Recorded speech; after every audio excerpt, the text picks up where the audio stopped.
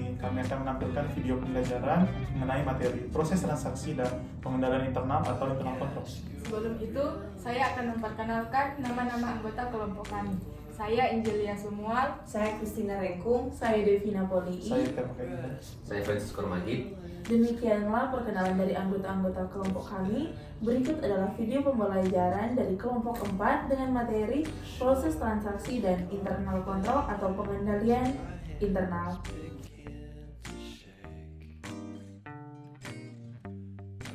Baik, saya Edgar akan mengawali video pembelajaran ini, yaitu dengan pengertian, pengendalian, pemrosesan transaksi.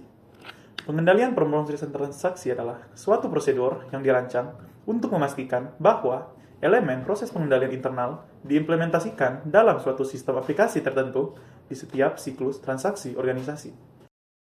Dalam proses transaksi, internal control diperlukan pengendalian, yaitu sebagai berikut. Manajemen risiko perusahaan. Tanggung jawab dasar manajemen dalam entitas bisnis adalah memberikan nilai kepada para pemangku kepentingan. Dalam menjalankan tanggung jawab tersebut, manajemen menghadapi berbagai peluang dan ketidakpastian. Memilih peluang terbaik dan mengelola ketidakpastian adalah bagian dari tugas perusahaan yang lebih besar manajemen risikonya, yaitu ERM. ERM berisi 8 komponen. Yang pertama, lingkungan internal, keseluruhan budaya, atmosfer, dan corak organisasi. Itu menetapkan latar belakang filosofi manajemen untuk mencari atau menghindari risiko, pendekatan umum untuk menangani risiko, serta etika di seluruh entitas. Yang kedua, penetapan tujuan. Proses manajemen untuk menetapkan tujuan dengan cara yang konsisten dengan nafsu mereka terhadap risiko. Yang ketiga, identifikasi peristiwa. Proses mengidentifikasi peristiwa internal dan eksternal yang memengaruhi peluang dan risiko entitas yang terkait dengan pencapaian tujuan manajemen. Yang keempat, penilaian risiko, yaitu proses menganalisis risiko, kemungkinan kejadian yang teridentifikasi, dan dampak potensial mereka. Yang kelima, respon risiko, yaitu proses menanggapi risiko dan peristiwa yang teridentifikasi. Tanggapan boleh termasuk menghindari, mengurangi, berbagi, dan menerima risiko. Yang keenam, aktivitas pengendalian, yaitu kebijakan dan prosedur yang diterapkan untuk mempengaruhi risiko tanggapan. Kebijakan dan prosedur ini biasanya disebut sebagai pengendalian. Yang ketujuh, informasi dan komunikasi, yaitu keseluruhan aliran informasi yang diterapkan pada pengelolaan risiko dalam mendukung 7 komponen ERM lainnya. Dan komponen yang terakhir yaitu pemantauan, yaitu proses pemantauan seluruh proses ERM. Perubahan dilakukan pada proses sesuai kebutuhan. Pengertian pengendalian internal. Pengendalian internal adalah proses yang dirancang dan dijalankan oleh Dewan Komisaris, direksi dan anggota manajemen lainnya, serta seluruh personil perseroan yang ditujukan untuk memberikan keyakinan yang memadai atas tercapainya efektivitas dan efisiensi operasi, kendalian pelaporan keuangan, serta kepatuhan terhadap hukum dan peraturan yang berlaku. Pengendalian dan eksposur. Kontrol diperlukan untuk mengurangi paparan terhadap prevensi efek samping yang diidentifikasi sebagai bagian dari proses IRM. Suatu organisasi tunduk pada berbagai eksposur yang dapat merugikan, berpengaruh pada operasinya atau bahkan keberadaannya sebagai kelangsungan usaha yang layak. Eksposur terdiri dari dampak keuangan potensial dari suatu peristiwa dikalikan dengan kemungkinan terjadinya. Itu istilah risiko identik dengan kemungkinan terjadinya. Jadi eksposur adalah risiko kali itu konsekuensi keuangan. Penipuan dan kejahatan kera putih. Istilah kejahatan kera putih menggambarkan pengelompokan kegiatan ilegal yang dibedakan dari kegiatan ilegal lainnya yang terjadi sebagai bagian dari pekerjaan pelaku. Kejahatan kera putih terjadi ketika aset secara curang dialihkan dari penggunaan yang semestinya atau secara curang disalahpahami oleh tindakan atau serangkaian tindakan yang bersifat non-kekerasan. Kejahatan kera putih sering terjadi melibatkan masuknya transaksi fiktif atau yaitu penipuan ke dalam sistem akuntansi. Tujuan pengendalian dan siklus transaksi. Kontrol bertindak untuk mengurangi eksposur. Analisis eksposur dalam suatu organisasi sering dikaitkan dengan konsep siklus transaksi. Meskipun tidak ada dua organisasi yang identik, sebagian besar organisasi mengalami jenis peristiwa ekonomi yang sama. Dalam proses transaksi internal kontrol, diperlukan kerah putih terjadi ketika aset secara curang dialihkan dari penggunaan yang semestinya. Baik, saya Christina akan menjelaskan penjelasan berikutnya, yaitu komponen proses pengendalian internal. Yang pertama, lingkungan pengendalian. Lingkungan pengendalian organisasi yang pertama dari 5 komponen proses pengendalian internal adalah dasar dari semua komponen lain dari sistem pengendalian. Lingkungan kontrol adalah efek kolektif dari perubahan faktor dalam menetapkan, meningkatkan, atau mengurangi keefektifan kebijakan dan prosedur tertentu. Dengan kata lain, lingkungan pengendalian menentukan keseluruhan nada organisasi dan mempengaruhi kesadaran kontrol karyawan.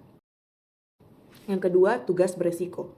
Penilaian beresiko yang kedua dari 5 komponen pengendalian internal adalah proses dari mengidentifikasi, menganalisis, dan mengelola resiko yang mempengaruhi tujuan perusahaan. Mungkin langkah terpenting dalam penilaian risiko adalah mengidentifikasi perubahan kondisi internal dan eksternal dan tindakan terkait yang mungkin diperlukan. Contohnya, risiko yang relevan atau pelaporan keuangan proses termasuk perubahan dalam lingkungan organisasi, perubahan personel, perubahan dalam sistem informasi, teknologi baru, perubahan industri besar, lini produk baru, dan aturan baru, hukum, atau pernyataan akuntansi. Yang ketiga, aktivitas kontrol. Aktivitas kontrol pengendalian yang terdiri dari komponen ketiga pengendalian internal adalah kebijakan dan prosedur yang ditetapkan untuk membantu memastikan bahwa arahan manajemen dilaksanakan. Ada banyak aktivitas pengendalian potensial yang dapat digunakan oleh organisasi. Yang keempat, informasi dan komunikasi. Informasi dan komunikasi merupakan komponen keempat dari pengendalian internal. Informasi mengacu pada sistem akuntansi organisasi yang terdiri dari metode dan catatan yang dibuat untuk mengidentifikasi, menyusun, menganalisis, mengklasifikasikan, mencatat, dan melaporkannya. Transaksi organisasi dan untuk menjaga akuntabilitas aset terkait dan kewajiban. Sistem akuntansi atau organisasi mungkin sederhana atau mungkin kompleks. Banyak organisasi memiliki sistem yang mampu memproses berbagai jenis dalam jumlah besar transaksi. Sistem informasi dirancang dan diinstal tidak hanya untuk menghasilkan buku besar saldo dari mana laporan keuangan disusun, tetapi juga untuk menghasilkan manajemen pengendalian dan informasi operasional. Dengan demikian, sistem akuntansi dan pengendalian operasional erat kaitnya dalam suatu organisasi. Selanjutnya, saya Devina akan melanjutkan pembahasan sebelumnya, yaitu mengenai komponen proses pengendalian internal, yaitu yang selanjutnya mengenai pemantauan. Pemantauan komponen kelima dari pengendalian internal ini melibatkan proses penilaian yang berkelanjutan tentang kualitas pengendalian internal dari waktu ke waktu dan mengambil tindakan korektif bila diperlukan untuk memastikan pengendalian tetap efektif. Kualitas kontrol mungkin terpengaruh secara negatif di berbagai cara, termasuk kurangnya kepatuhan, perubahan kondisi, atau bahkan kesalahpahaman.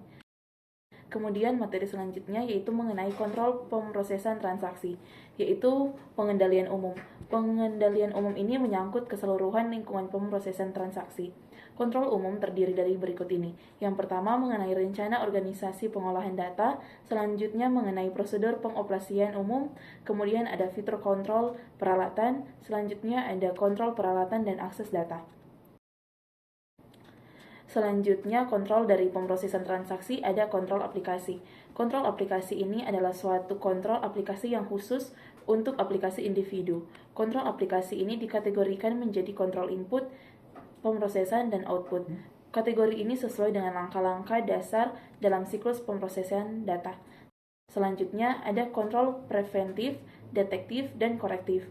Kontrol pemrosesan transaksi juga dapat diklasifikasikan sebagai pencegahan, detektif, dan korektif.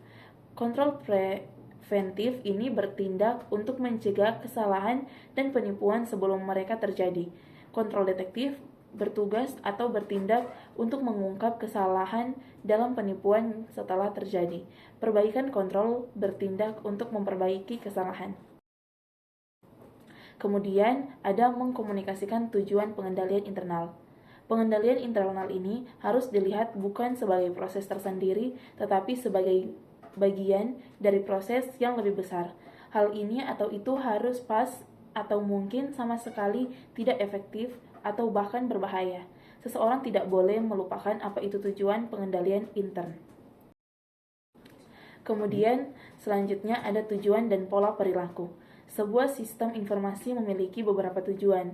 Tujuan utama diantaranya mereka adalah produktivitas. Keandalan informasi dan pengamanan aset juga merupakan tujuan yang penting. Tujuan-tujuan ini terkadang kontradiktif dan produktivitas dalam sistem informasi seringkali terkendala oleh karena pertimbangan keandalan. Kontrol yang berlebihan. Mereka membatasi produktivitas tetapi meningkatkan keandalan output yang dihasilkan. Kemudian ada konflik yang diantaranya pengendalian internal dan produktivitas ini harus diakui dan dipertimbangkan dengan hati-hati oleh analisis atau analis karena dapat mempengaruhi perilaku orang dalam sistem pengendalian. Analisis proses pengendalian internal teknik analitik. Kuesioner pengendalian internal adalah teknik analitik umum yang digunakan dalam pengendalian internal analisis.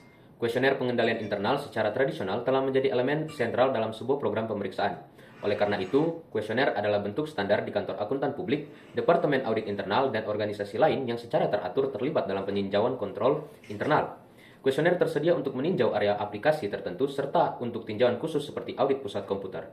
Kadang-kadang, analis mungkin merancang kuesioner khusus untuk audit tertentu atau dia dapat memodifikasi standar kuesioner agar lebih sesuai dengan kebutuhan atau sifat audit tertentu.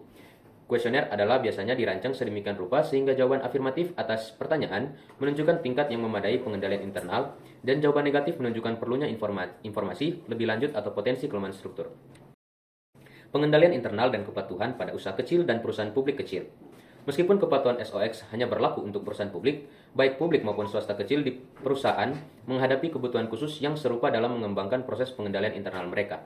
Ketika kita memikirkan perusahaan publik, kita cenderung memikirkan organisasi besar seperti Microsoft atau General Motors, tetapi beberapa perusahaan publik sangat kecil yaitu perusahaan microcap yang mereka miliki hanya segelintir karyawan. Ilustrasi analisis pengendalian internal. Banyak ujian profesional seperti ujian Certificate in Public Accounting atau CPA dan ujian Certified Internal Auditor atau CIA menguji pengetahuan kandidat tentang pengendalian internal dengan meminta kandidat untuk mengevaluasi potensi kelemahan struktur pengendalian yang terbukti dalam deskripsi naratif atau grafik atau flowchart dari sistem aplikasi. Itu kandidat biasanya diminta untuk melakukan analisis kontrol semata-mata atas dasar penalaran analitik, yaitu kuesioner atau alat bantu analitik lainnya seperti matriks kontrol aplikasi yang dibahas sebelumnya tidak disediakan untuk penggunaan kandidat. Dalam kasus seperti itu, kandidat harus hati-hati mengevaluasi sistem yang dijelaskan dan dengan definisi profesional dari struktur pengendalian internal sebagai referensi, identifikasi potensi kelemahan pengendalian melalui penalaran analitis.